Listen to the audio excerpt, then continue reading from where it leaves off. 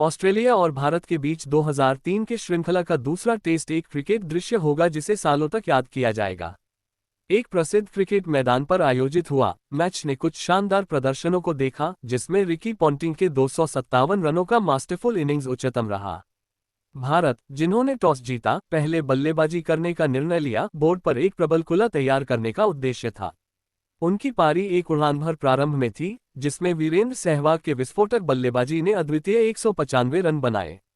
सहवाग का प्रकोपी बल्लेबाजी अधिकांश भारतीय गेंदबाजों को मैच की शुरुआत में ही पीछे कर दिया, लेकिन सहवाग की वीरता के बावजूद भारत अंततः 366 ऑल आउट हो गया, जबकि ऑस्ट्रेलियाई गेंदबाजों ने नियमित अंतरालों पर महत्वपूर्ण अटक किया। जवाब में ऑस्ट्रेलिया ने पहली पारी में एक प्रमुख बराबरी के लिए उत्साहित होकर बड़े पहले के लिए एक सबस्ता कुला बनाने की कोशिश की। ये रिकी पॉन्टिंग ने जो गद्दारी की, वह गौरव और ध्यान का नमूना था। पॉन्टिंग की पारी बल्लेबाजी का एक सच्चा मास्टर क्लास था, क्योंकि वह संवेदनशीलता और भारतीय गेंदबाजों को सभी मैदानों के कोनों में भेजते रहे। उनकी बल्लेबाजी शानदार थी, जिसमें गेंद अक्सर फील्ड के गैरिक्टों में मिलती थी या सीमांत रोप तक पहुंचती थी। पॉन्टिंग की 257 रनों की पारी उनकी अत्यधिक प्रतिभा और दबाव के तहत धीरज स्थापित करने का प्रमाण था। पॉन्टिंग की प्रतिभा के बावजूद भारतीय गेंदबाजों द्वारा अभियान की कोशिशें थी कि ऑस्ट्रेलियाई बल्लेबाजों को संभाले।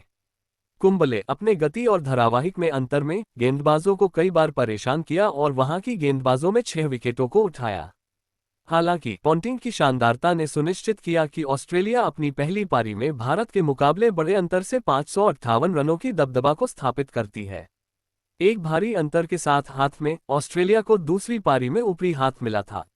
अब भारतीय बल्लेबाजों पर दबाव डालने का दबाव था, ताकि वे मुकाबले के लिए चुनौतीपूर्ण लक्ष्य को सेट कर सकें। हालांकि ऑस्ट्रेलियाई गेंदबाजों की अन्य योजनाएं थीं जब वे भारतीय बल्लेबाजों को परेशान करने का प्रयास करते थे, जिनके चेतावनी दिलाने के लिए ब्रैड विलियम्स की गति के नेतृत्व में, जिन्होंने 4 महत्वपूर्ण विकेट लिए, ऑस्ट्रेलियाई गेंदबाजों ने अपनी दूसरी पारी में भारतीय बल्लेबाजों को नियंत्रित किया। राहुल द्रविड़ के विरोधात्मक आधे शतक सहित कुछ भारतीय बल्लेबाजों के सर्वोत्तम प्रयासों के बावजूद बाकी बल्लेबाजों की गति ऑस्ट्रेलियाई गेंदबाजों के निरंतर दबाव का सामना करने में संघर्ष करती रही। अंत में भारत केवल अपनी दूसरी पारी में 286 रन बना सका, जिससे ऑस्ट्रेलिया को जीतने के लिए मामूली लक्ष्य 95 रन बना। लक्ष्य की पीछा करते समय ऑस्ट्रेलिया व्यावसायिकता और स्थिरता को प्रदर्शित किया, सुनिश्चित करते हुए कि उन्होंने अपने दौड़ के लिए कोई भी संकट नहीं होने दिया। शुरुआती जोड़ी ने एक मजबूत नींव रखी और मध्य क्रम ने सुनिश्चित किया कि लेग जिटर्स को कोई नहीं हो। ऑस्ट्रेलिया बिना किसी विकेट को खोए ही लक्ष्य को पूरा कर लिया।